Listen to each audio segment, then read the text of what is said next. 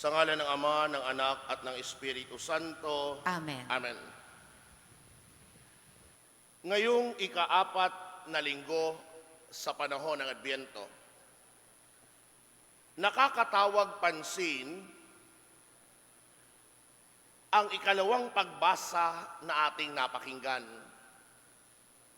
Bakit kamo? Dahil sa ikalawang pagbasa, ayon sa sulat sa mga Hebreo, mismong si Jesus ang nagsalita at sinabi niya sa Diyos, tinutukoy ang Diyos Ama, ang mga hain at handog na mga hayop ay hindi mo ibig. Kaya't inihanda mo ang aking katawan upang maging hain. Hindi mo kinalugdan ang mga handog na susunugin at ang mga handog dahil sa kasalanan. Nagpatuloy pang magsalita ang Panginoon tungkol sa ganitong tema. Sinabi niya, hindi mo ibig o kinalugdan ang mga hain at handog na mga hayop, mga handog na susunugin at mga handog dahil sa kasalanan. Bagamat ito'y inihahandog ayon sa kautusan, sinabi niya, saka sinabi, narito ako upang tupdin ang iyong kalooban. Bakit nga ba mga kapatid, ganito na lamang ang pananalita ni Jesus habang kausap ang Diyos Ama?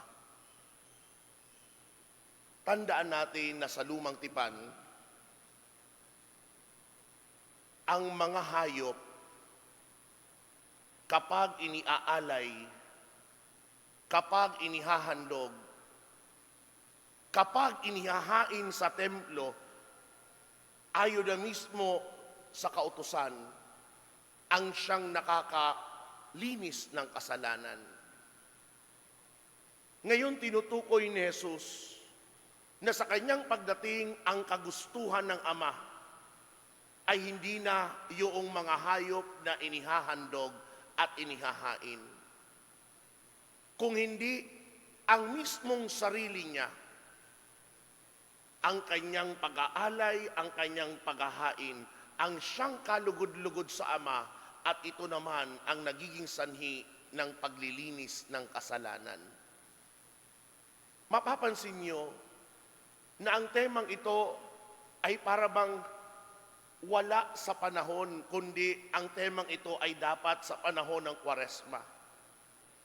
Subalit tandaan natin na bagaman tayo ay nasa panahon ng Adbyento, tayo ay nasa panahon ng paghahanda at pagsilang sa Panginoon upang imulat ang bawat isa sa atin ng tunay na kadahilanan bakit ang anak ng Diyos ay naparito.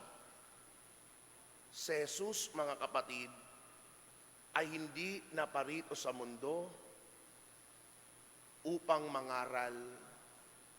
Si Jesus ay hindi naparito sa mundo upang gumawa ng napakaraming himala, katulad ng pagpapagaling sa mga may karamdaman, katulad ng pagpapalaya sa mga inaalihan ng demonyo.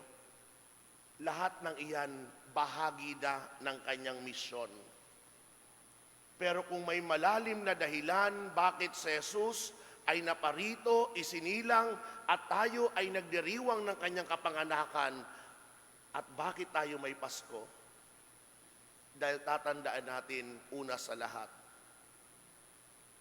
na si Jesus ay naparito para ihain, para ihandog, para ialay ang kanyang buhay bilang kapatawaran ng mga kasalanan ng sangkatauhan.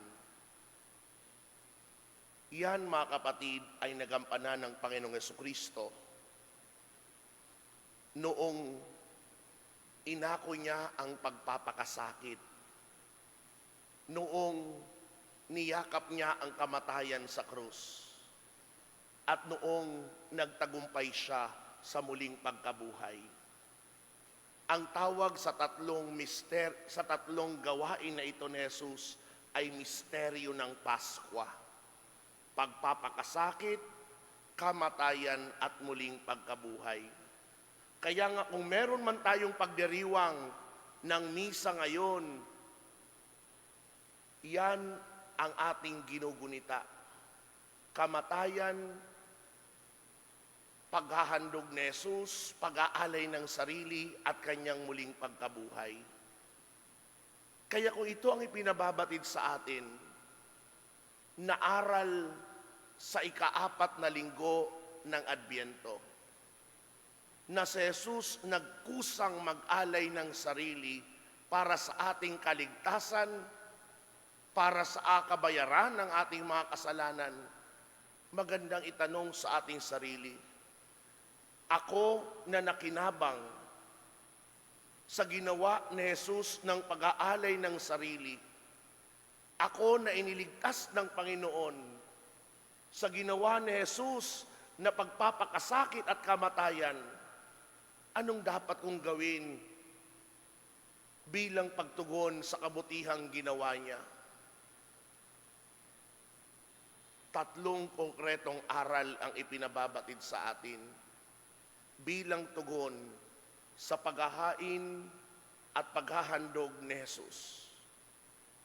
Una, inaanyayahan tayo ng pag-aalay ng ating panahon.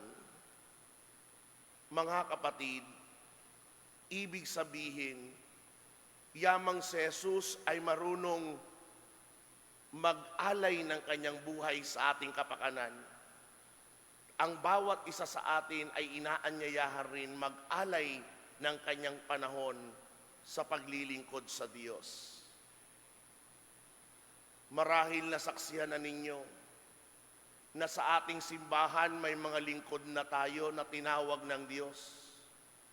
Nariyan ang mga lay Eucharistic ministers, nariyan ang mga mother butlers, nariyan ang members ng music ministry, greeters and ushers, maging ang mga members ng lectors and commentators sa altar servers. Dati-rati, katulad sila ng marami sa atin. Subalit dumating ang panahon, matapos mabuksan ang kanilang puso't isipan, na kung ang Panginoon pala nagbigay sa akin ng kanyang sariling buhay, ano ang maibibigay ko sa Kanya? Tayo kung tutuusin, ang paglilingkod natin sa Diyos ay pag-aalay lamang ng ating panahon dahil ang buong buhay natin ay umiikot at dapat lang umikot sa Diyos. Ikalawa, paano natin susuklian ang ginawang paghahain o paghahandog ni Jesus? Ito'y walang iba kung hindi sa pamamagitan ng pagkakaloob ng ating mga talento. Alalahanin natin, kung meron man tayong kakayanan na gumawa ng mga bagay-bagay, yan ay dahil bigay sa iyo ng Diyos. Halimbawa, bakit meron tayong mga kasapi ng music ministry? Dahil ipinagkaloob sa kanila ng Diyos ang talento ng magandang boses. Subalit alam naman natin, hindi lahat pinagkalooban ng talentong iyon. Pero tiyak na merong espesipikong talento ang Panginoon na ipinagkaloob sa iyo na maaari mong ipagkaloob muli sa paglilingkod. Kaya nga sa ating parokya, hindi lang tayo merong music ministry na nagkakaloob ng kanilang talento sa pag-aawit. Meron tayo at tumatawag rin ng mga kasapi ng ating parokya. Kung may talento ka sa pagsusulat, may talento ka sa photography, may patalento ka sa editing, ang ating parokya ay merong tinatawag na media ministry. Kung meron kang talento saan? Sa pag-organize ng mga community, ang ating parokya ay nagtatawag ng lingkod na maging kasapi ng social service ministry. Di tayo mauubusan, mga kapatid, ng gawain sa ating simbahan. Pero ang tiyak na uubusan tayo ng mga lingkod na ayaw mag-alay ng kanilang talento para sa Diyos. Kaya nga ang ikalawang pamamaraan kung paano natin masusuklian ang ginawang pag-aalay ng sarili ni Jesus ay ipagkaloob natin sa Kanya ang mga talentong mismong siya ang naggawad sa atin. Minsan nakakahinayang, maganda naman ang boses, pero sa banyo lang napapakinabangan. Ba't di mo gamitin ang boses na iyan para sa simbahan? Ba't di mo gamitin ang boses na iyan para makapagpuri sa Diyos? Ba't di mo gamitin ang boses na iyan para mapakinabangan ng sangkatauhan ng mga mananampalataya? Nasa sa atin sa huli kung nais nating ipagkaloob ang talentong iyan. Ang mahalaga ay namulat tayo. Ipinanganak ka ng may talento. Naway ang talentong iyan, kahit ano pa man yan, marunong kang ipagkaloob muli iyan sa nagbigay sa iyo ng talento. Ikatlo, paano natin susuklian ang ginawang paghahain at paghahandog ni Jesus? Maaari natin suklian ang ginawang paghahain at paghahandog ni Jesus sa pamamagitan ng pagbabalik handog ng ating yaman. Tandaan natin, hindi lahat ay may kakayanang mag-alay ng panahon sa paglilingkod. Hindi lahat ay may kakayanang magkaloob ng talento sa paglilingkod. Pero kapag tayo'y pinagpala sa buhay o di man, may kakayanan tayong magbalik handog ng ating yaman. Yan ang dahilan kung bakit sa ating simbahan, ang tawag natin sa dati-rating kilalang collection ay pinalitan ng balik handog. Dahil minumula tayo na anumang meron tayo ngayon sa buhay na tinatamasa, na ipagkaloob yan sa atin dahil ninais ng Diyos. Alam ng Diyos na ikaw ay malaki ang puso. Alam ng Diyos na ikaw ay hindi maramot. Alam ng Diyos na ikaw ay mapagbigay. At yamang alam niya ng Diyos, ang ginagawa ng Diyos, ikaw ay pinagpapala. Upang kasagayon sa pagpapalang tinatamasa mo, marunong kang magbalik ng handog na iyan sa Kanya at sa kapwa-tao. Ito mga kapatid, ang tatlong pamamaraan kung paano natin masuklian si Jesus na unang-una naghain at naghandog ng kanyang sariling buhay para sa ating katubusan.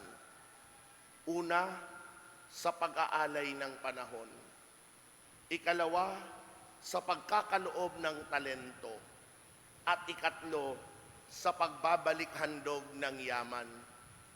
Kung ang tatlong gawain na ito ay magampanan natin bilang gawain ng pagsusukli sa paghahain at handog ni Jesus, hindi nalalayo mga kapatid na lubos pa tayong pagpapalain dito sa lupa.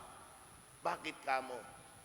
Dahil katulad ng isang kwento, ayon sa kwentong ito, tayong lahat ay pinagkalooban ng Diyos ng lalagyan. Pare-pareho ang laki.